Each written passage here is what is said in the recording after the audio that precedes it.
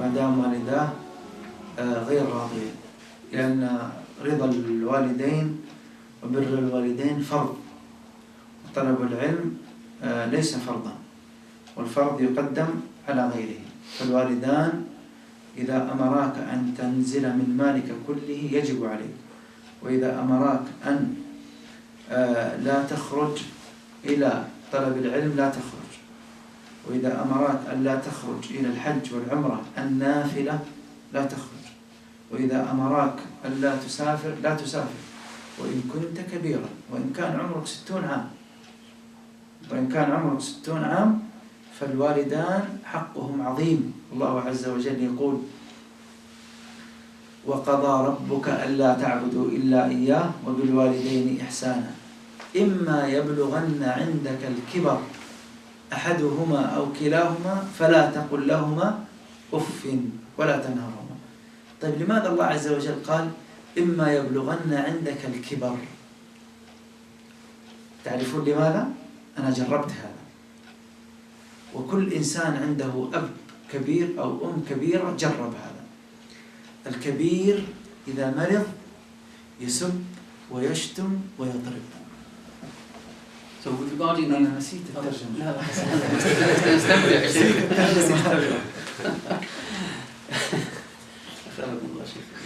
The Shaykh is saying, first of all, that when the Shaykh gets into a Quranic ayah, you don't want to stop him.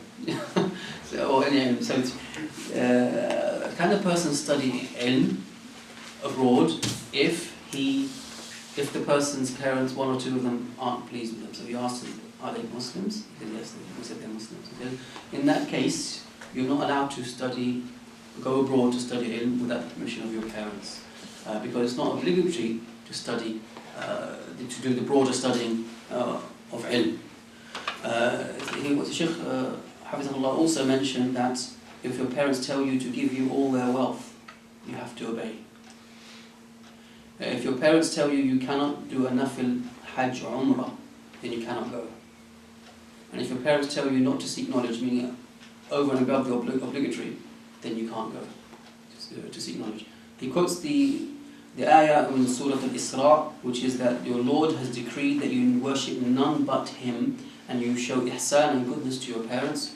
Indeed, when one of them reaches old age, or both of them reach old age, then do not rebuke them, and do not say to them with your words, uff, which means that I don't want to obey you, you show you're upset.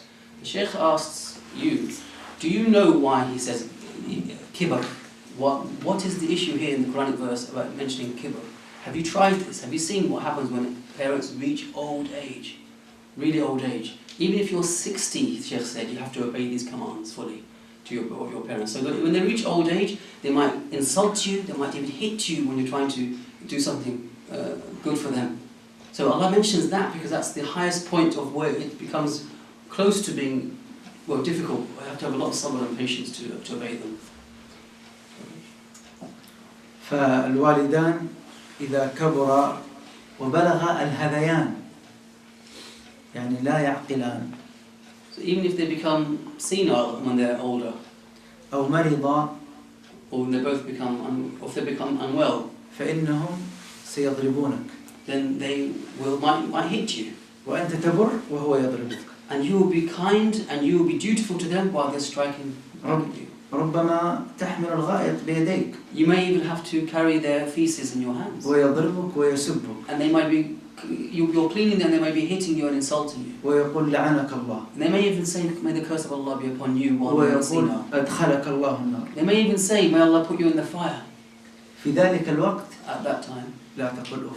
Do not say uff to them, which is a word of displeasure. إذا حملت الغائط, if you're carrying their feces, لا تقل أف.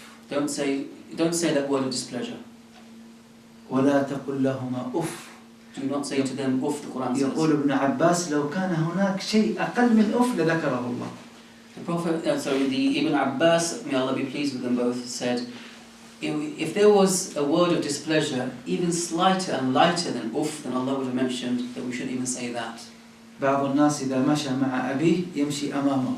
Some people, when they're walking with their parents or father, they walk in front of them. وإذا كان أبوه كبير بالسن يجره جر. And when their father is old, he's almost dragging him. كأنه دابة. as if he's a creature. هذا من العقوق للوالدين. This is of the uquq or disobedience to parents. بعض الناس إذا جاءه صديقه وأبوه قد بلغ الهذيان وبدأ أبوه يتكلم هنا وهنا وهنا يقول لصديقه اتركه هذا بلغ الهذيان. Some people, when their fathers reached an old age and he starts speaking unconsciously about different and various topics, going from one to another, and his friend comes, he'll say to his friend, "I'll leave my father, he's all over the place." هذا عقوق للوالدين. This is disobedience to parents. عثمان رضي الله عنه يقول والله Uthman said, "I swear by Allah, ما أستطيع أن أصف أمي I cannot describe my mother. إجلالا لها وتقديرا لها ما يستطيع ينظر عينه في عين أمه احترام وتقدير." He said, it means out of respect and honor that he wasn't able to look at her from eye to eye, face to face. وبعض الشباب يصرخ على أبيه. Yet some young people, they scream at their fathers and parents. ويرفع صوته على أبيه. Or they raise their voices in front of their parents. ويرى أنه قوي. He shows how tough he is. بإمكانه أن يضرب أبيه. And that if he wants, he can strike. سبحان الله. أين البر الذي أمر الله به؟ Glory be to Allah. Where is the bir and dutifulness which Allah has أين commanded? العقوق الذي أمر الله به؟ And where is the disobedience which Allah has forbidden? الله عز وجل يريد منك Allah wants from you أن ترحمهما that you are mercy and kind to them كما هما رحماك وأنت صغير. as they had mercy on you when you were young. عندما كنت صغيرا When you were small, لو كنت مريض طوال الليل يبكيان when you were sick all night you would cry, ولا ينامان but they both wouldn't sleep, ويسهران عليك and they would spend the night up with you, ويرحمانك رحمة عظيمة. and they would be kind to you in such a great way. إذن يجب عليك أن تفعل ذلك إذا بلغ الكبر. Therefore it is obligatory for you to do that for them when they are old. أحد الصحابة رضي الله عنه ولده ذهب للجهاد. One of the companions, his son went to jihad. وكان بارا به شديد البر. And he was so dutiful to his parent. فبكى ذلك الصحابي وهو هلال بن أمية بكاء شديدا. So that companion, Hilal ibn Umayyah, he was so sad and his son had gone. على ابنه الذي ذهب للجهاد وتركه. Because of his son who had gone to jihad and they left him. فعلم عمر رضي الله عنه أن هلال يبكي على ابنه حتى عمي. So Umar ibn Khattab realized that Hilal had become blind out of sadness and weeping for his son. فأرسل عمر رسالة إلى أمير الجند في أذربيجان يقول له أرسل لي الوليد ابن هلال ابن المغيرة. So Umar had a letter sent to Azerbaijan and said to the commander there, return to me Al-Walid, the son of Hilal, back to his parents. فجاء الابن. So the son arrived. فسأله عمر ماذا أنت تفعل بأبيك؟ كيف برك بأبيك؟ He said, what sort of duties did you do for your father? فذكر أشياء كثيرة. And he mentioned many things he used to do for his parents. وذكر منها أنه إذا أراد أن يحلب له الناقة.